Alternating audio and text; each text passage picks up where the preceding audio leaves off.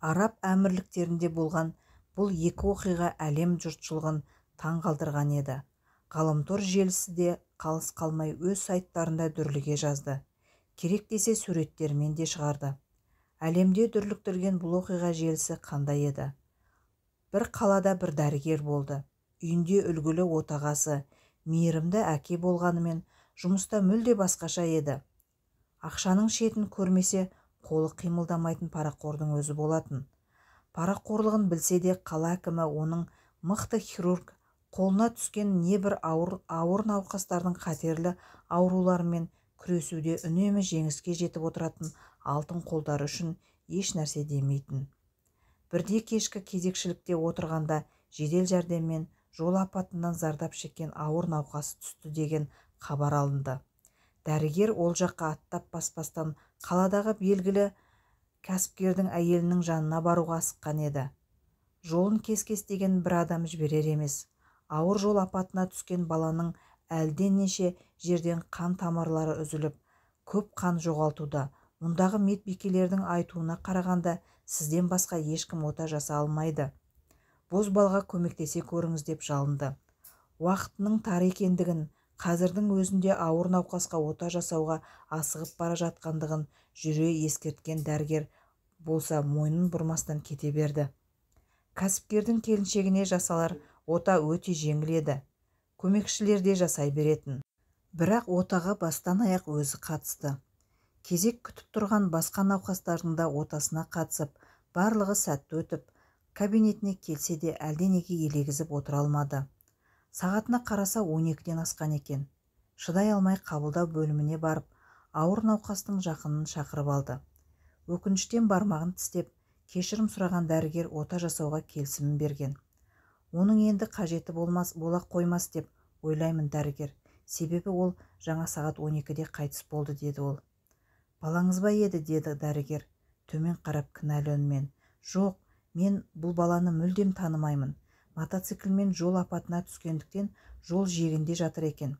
Бүгін ұлымның тойы екендігіне қарамастан, тірі болғандықтан осы ауруханаға өзі өтініші бойынша әкелген едім. Тіпті кім екендігі белгісіз, мынау сырт киімдері, қазір полицейлерге тапсырамын деп сұр бешпетті нұсқады. Таныс сурет. Кешкісін осы бешпетті ұлы киіп отырған. Бұл бешпетті өзі шетелден ала келіп еді. Жан ұшыраған дәрігер ешкімге қарамастан мәйітханаға жүгірді. Бірақ бәрі кеш еді. Әкесінің парақорлығынан ұлы азап шегіп, ана дүниеге жастай кете берді. Ал екінші оқиға болса, суретімен ғаламтор бетін жаулап жүр. Бұндағы кейіпкер де дәрігер. Ол да ақ халатты абзал жан деген атқа лайықты болатын. Бұл дәрігердің жалғыз ұлы болды. Барлық тапқанын ұлынан аямаған әкесі ұлының не істеп, немен айналысып жүргенінен хабарсыз еді. Әкесінің жұмыс бастылығын пайдаланатын баласы болса, ойына келгенін істейтін. Қатыгездігі сонша адам жегеннен басқаның бәрін істеп көрді. Бірде әкесі алыс елдердің бірінде жүргенде ұлы анашаны көп мөлшерде қабылдап қойып, жүрегі көтере алмай қайтыс болып кетеді. Әкесінің достары қанша тырысса да бозбаланы аман сақтай алмайды. Араб әмірліктерінің ыстық ауа райының жағдайы өлікті ұзақ ұстауға келтірмейтіндіктен әкесін күтпестен баланы жаназасын шығарып жерлейді. 3-4 күн өткеннен кейін келген әкесі қатты қайғырып, мүрдені қайта ашып көруге молдалардан рұқсат сұрайды. Бұл шариғатта жоқ деп молда әзер келседі. Бейіт басына жиналған жұртшылық үреймен моланы қайта қазады. Баланы ораған кебінді ашып қалғанда ыстық дем жағалай тұрғандарды шарпып өтеді. Ал баланың денесі болса, әбден қинау көріп күйген тыртықтарға толы екен. Қайтыс болып кеткенде түсіріп алған суретінде мүлде ұқсамайды. Ең қорқыныштысы, көзі жұмылып жерге түскен баланың көзі қорқыныштан шатынап тұр еді. Әрмен қарай молда біздің ісіміз енді Аллахқа қарсы шығу болады деп мүрдені қайта көрге түсіргізеді. Жиналған жұртшылық күнәһар баланың азабына куә болғандықтарына қатты өкініседі. Екі оқиға екі түрлі жағдаймен өрбіді. Бірақ бір арнаға тоғысып тұрғандықтан осылай бір мақалаға тоғыстырып жазуды жөн көрдім.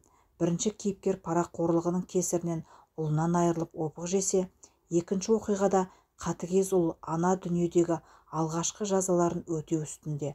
Қандай қылмыс істесең де Алла жазасыз қалдырмайтындығы бұл дүниенің алдында да, о дүниенің табалдырығында да жауап беретін уақыт бар екендігін дәлелдеп берді.